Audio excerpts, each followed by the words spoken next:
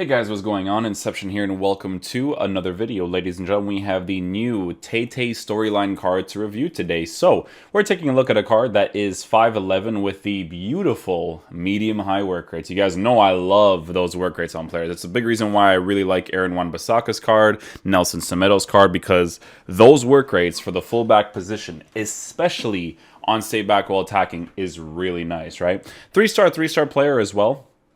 We're going to go ahead and check out what his in-game stats are going to be with no traits. He's got 91 acceleration, 98 sprint speed, so we are giving him an anchor chemistry style to boost the acceleration by a +5 because I feel like with fullbacks, you want them to be as fast as possible, so we focus on that regardless. Shooting is not really there, but that's completely irrelevant because medium-high work rate, I want him to be on stay back while attacking anyway, so no big deal there. Passing ability on this card.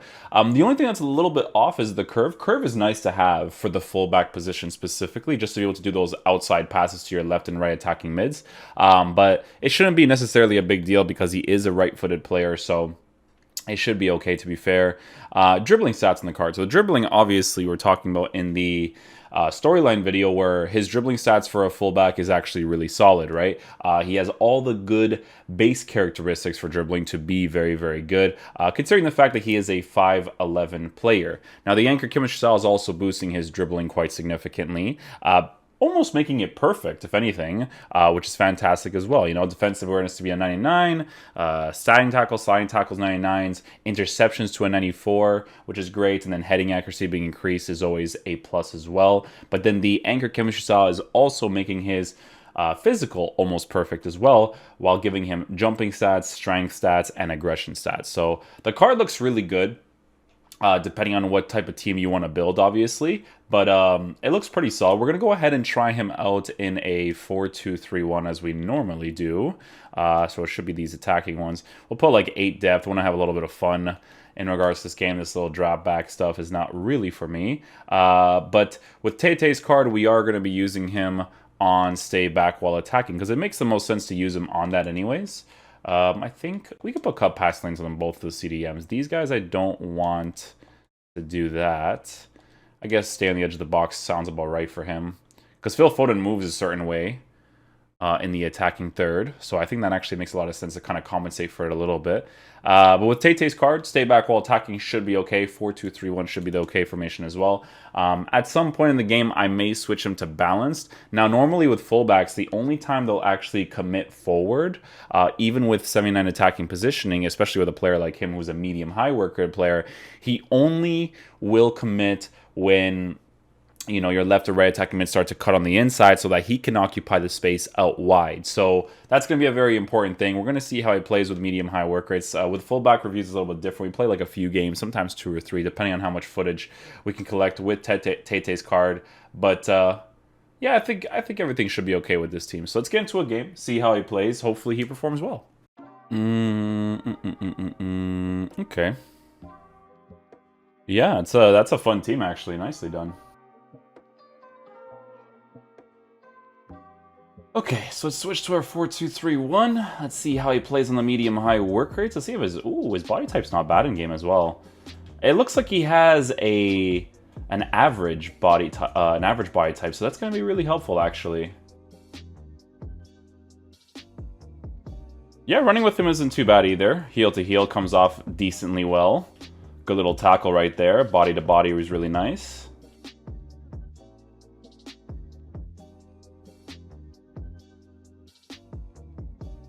Ooh, a little bit too much power there with Kenny Dalglish. This guy is a one midfielder defender user, so you guys already know I want to destroy him. Nicely done. Let's go, Kenny Dalglish with the finish. Let's go.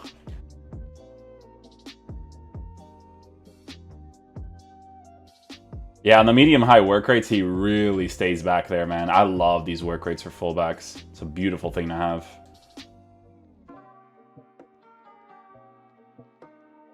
Ah, that's the run. Neymar, beautiful, beautiful off-the-ball movement.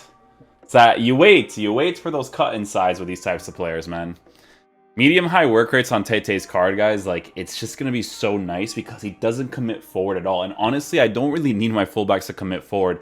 What I like to do mostly in a 4-2-3-1 is I like to play the side positions, come back, maybe do a driven pass to the fullback, just chilling at the back, and then pass it to the CDMs and then progress with the play again. That's like the best thing for me to do personally. So guys, obviously you want to have this card on stay back while attacking anyways, like that's just going to be the best thing to have for a card like him, but I do want to try him out on the bounce instructions anyways. Like, again, it's not something that I would do, but it's something that I'm doing for the sake of the review. I don't even want to tell him to join the attack, just bounce, because I want to see how he plays in the team, excuse me, how he comes back in the defensive positions, because medium-high work rates, this guy should be bulleting back to his original position whenever he's out of position. So, let's get into another game, see how he plays with balance instructions, and we'll go from there. I think his dribbling is really solid considering the height that he has. I like it. Nice little first time pass right there. Wait for that little gap of space. Ah. You always got to wait for the attacker to kind of like come back over there so you can get those 1v1 opportunities. Okay, so he's out of position right now. I'm going to occupy Henderson. Well, I'm going to occupy the position with Henderson. Doesn't even matter. Medium-high work rates, he'll come back into position instantly. You see that? Even if I go there with Henderson, Tete is just going to go back into position anyways. There's not that many like crazy usable options for the League One, so a Tete does kind of make sense to pick if you're, you know, making like a fun-oriented team. Because I think right now with right backs in the League One, there is Tete, and then there's also potentially, I think like Kenny Lala's card exists as well, so a couple of options there.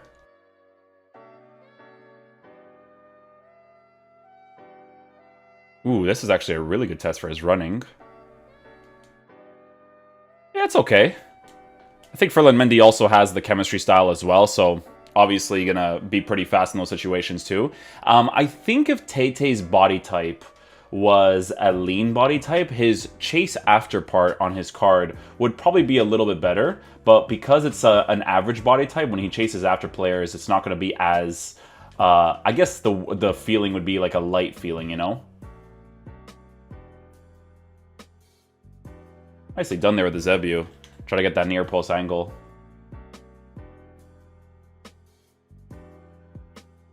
Ah, kickoff. You gotta love it, boys. You gotta love it.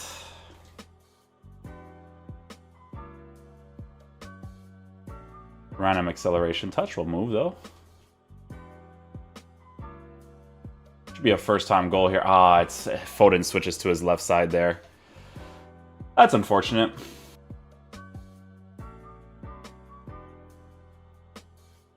Great little pass right there. Okay, so curve is not going to be a problem as long as he takes those like typical passes on the outside. That's the one I was talking about in the beginning earlier today.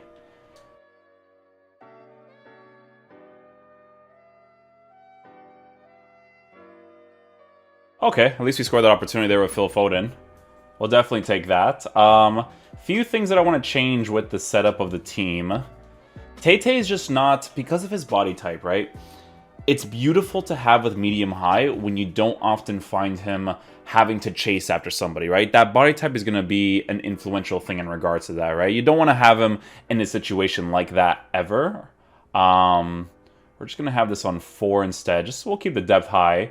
I just want to put him back on stay back while attacking because it's weird to even put him on bounce because on stay back while attacking, he's not really going to commit forward. Like, unless you really force him to, you know? Which wouldn't really make sense for you to do anyways. Positioning there is perfectly fine. Doesn't overcommit there. Another thing that's really huge with medium-high work rate players is them often not overcommitting.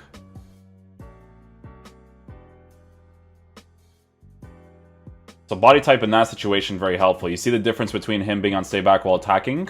In that situation, he's not going to be behind the opposition. He's going to be in line with him. So he'll be able to defend that situation really nicely.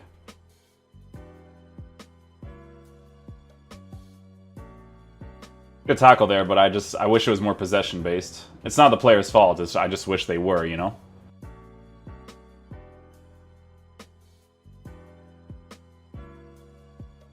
Go Tete, my boy.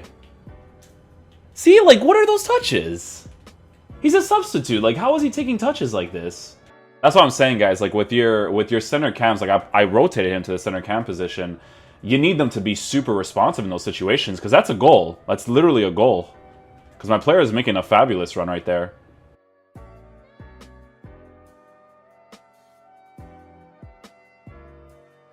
Oh, you're gonna... How are you gonna shoot the ball like that, my dude? He basically passes him the ball from a shot? Like, where's the volley there? Tete good with the interception. Sorry, I'm getting frustrated right now, dude. That's where his body's very helpful. Nicely done.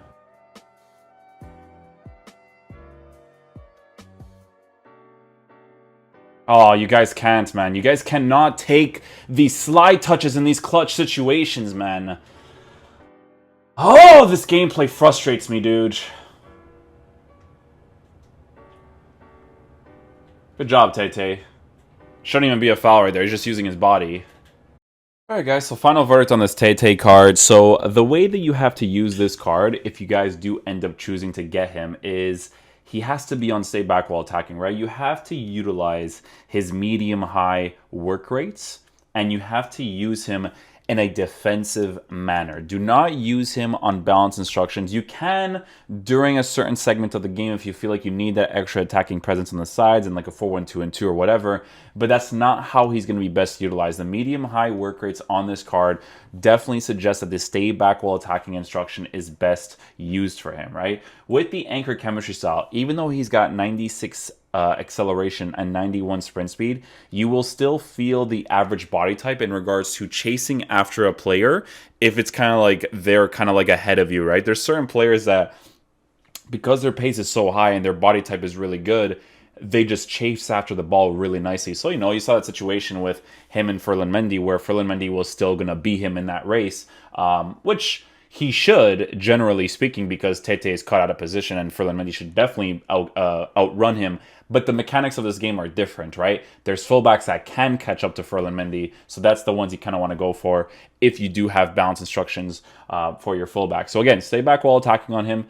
You notice that happens less because his body type is actually very helpful when he is neck and neck with an opponent, right? So defensively, if you guys are going to be using him, again, I have to say stay back while attacking is the best thing you can use on him.